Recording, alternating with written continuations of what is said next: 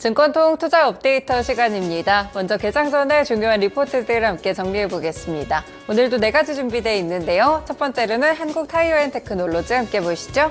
메리츠증권 리포트입니다. 4분기 실적 상당히 좋았는데요. 영업이익이 4,924억 원으로 전년 대비 132% 증가하면서 어닝 서프라이즈 실적이 나왔습니다. 무려 3개 분기 연속으로 서프라이즈 실적을 기록하게 됐는데요.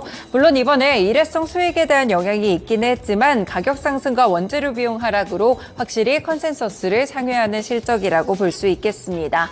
2021년부터 이어졌던 이 반덤핑 관세 축소에 대한 우려들이 정상화가 결정되면서 원가 경쟁력이 강화되고 수익성이 확대가 되고 있는 상황인데요. 미국향 수출로도 우려감을 더는 모습이고요. 결국에 물류 쪽으로도 이 우려감을 함께 덜어주고 있습니다. 이에 따라 올해 영업이익은 1조 1,300억 원 정도를 예상하고 있는 분위기고요. 이에 따라 목표 주가 역시나 6만 5천 원까지 상향 조정했습니다.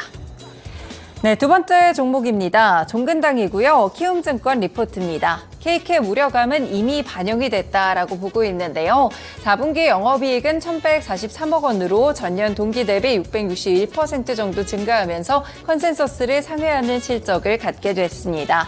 노바티스에 기술 이전했던 CKD510의 계약금 1,061억 원이 들어온 영향이라고 볼 수 있겠고요. 그 외에도 K캡이나 프롤리아가 함께 성장을 했습니다. 사실상 지난해 실적이 이렇게 좋았기 때문에 기저에 대한 부분들은 감당이 좀 필요하다라는 시각인데요. 올해는 R&D 비용도 증가하고 마일스톤에 대한 일회성 유입도 없기 때문입니다. K캡도 판매 계약이 종료가 됐는데 그럼에도 불구하고 2분기에 천연물로 만들어진 위험치료제 지택이 출시 예상되고요. 고마진 이모튼의 공급 이슈도 해소되고 있는 상황이고 신규 제품을 중심으로 성장세가 이어질 것이라고 보고 있습니다. 그리고 보도된 대로 신규 대형 품목이 만약 정말로 도입이 된다면 외형 성장은 충분히 가능하다라는 평가고요. CKD510의 경우에는 하반기에 임상 2상에 대한 진입이 예상되고 있습니다. 이에 따라 성장성 보면서 목표 주가는 15만 원까지 상향 조정했습니다. 네, 다음 종목입니다. TNL이고요. 상상인 증권 리포트입니다. 네, TNL의 경우에는 상처 치료제로 유명한 기업인데요. 여드름 패치를 팔고 있습니다. 주요 고객사가 C&D인데 C&D의 오프라인 유통망이 출시돼서 관련 수출이 상당히 늘어나고 있습니다. 지난해 영업이익은 308억 원 정도로 전년 대비 27% 증가했는데요. 매출이 앞으로 2배 이상 증가할 가능성이 상당히 높습니다. 그리고 리포트에서 주목을 했던 것은 바로 컨퍼런스 콜에서 나왔던 내용인데요. 이번에 깜짝 발표가 있었습니다. 바로 주요 제품인 마이트 패치를 올해 내 40개국에 출시한다는 발표가 있었는데요. 지난해 미국에서 판매가 시작됐고 유럽도 하반기에 진출을 했었고 여기서 추가적으로 또 확대가 된다는 그런 모습들을 보였습니다. C&D 유통망 확대가 주춤하다는 최근의 투자자들의 우려감을 한 방에 불식시켜주는 컨퍼런스 콜의 내용이었고요. 그래서 성장 여력도 높다고 보고 본격적인 수출은 다음 달부터 발생할 것으로 보입니다. 이에 따라 목표 주가는 7만 8천 원을 유지했습니다. 네, 마지막 종목 보겠습니다. 롯데칠성인데요. 한국투자증권 리포트입니다. 최근에는 실적에 대해서 주가가 굉장히 좀 희비가 엇갈리는 모습인데요. 롯데칠성 4분기 영업이익은 80억 원으로 전년 대비 67.3% 정도 감소하면서 컨센서스를 하회하는 성적표를 받들게 됐습니다.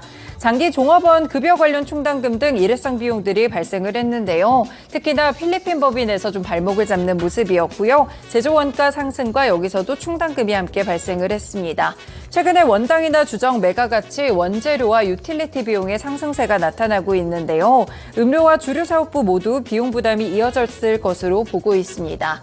문제는 앞으로도 쉽지 않아 보입니다. 음료 사업부와 필리핀 사업부의 수익성 개선은 계속해서 지연이 되고 있는 분위기인데요. 올해도 실적 추정치를 하향 조정했고요. 원재료에 대한 부담 해소도 올해 하반기부터 이뤄질 것이라고 보고 있습니다. 그렇기 때문에 중장기적인 접근을 권고했고 오늘 목표 주가는 17만 원까지 하향 조정했습니다. 네, 이렇게 오늘도 증권가 리포트 4가지로 함께 살펴드렸고요. 다음으로는 주요 일정 보겠습니다. 네, 이어서 주요 증시 일정 확인해 보겠습니다. 첫 번째 일정으로는 국내에서의 소식 확인해 볼 텐데요. HMM 매각과 관련해서 어제도 이 시간 업데이트된 소식을 전해드린 바 있습니다. 오늘도 이와 관련되어 있는 소식이 있는데요. HMM 매각 2차 협상 기한이 바로 오늘입니다. 따라서 관련 테마로는 해운주들이 있겠고요. 조금 더 세부적으로 들어가 보신다면 HMM 그리고 매각 이슈를 안고 있는 하림 그룹주들이 있습니다. 하림과 하림 지주의 주가 흐름도 오늘장에서 면밀하게 살펴보셔야겠습니다. 또 가장 상단에는 스튜디오 3익의 신규 상장일이라는 점 참고해 보실 수가 있는데요.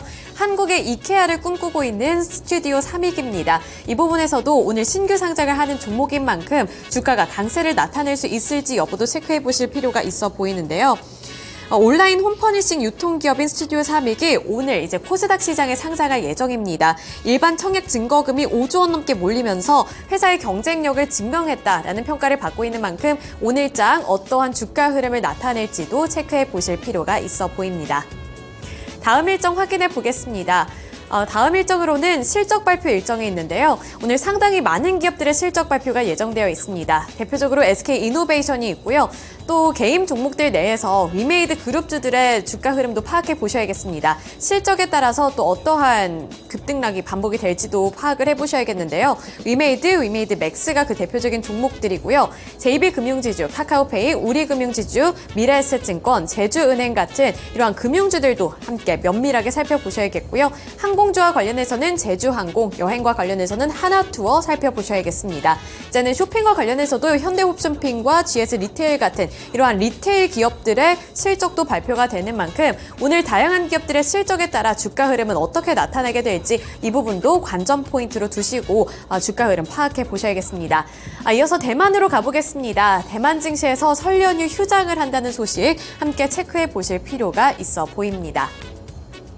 설 연휴를 앞두고 있는 만큼 대만에서도 살펴보셔야겠고요. 이제 미국으로 가보겠습니다. 길리어드 사이언스, 일라이렐리, 듀폰, 포드 등의 실적 발표도 예정이 되어 있습니다. 국내뿐만 아니라 미국에서도 실적 발표가 이어지고 있는 만큼 미국에서 발표되는 실적도 눈여겨보셔야겠고요. 아무래도 오늘 밤부터 내일 개장 직전까지의 이슈를 면밀하게 보셔야겠습니다.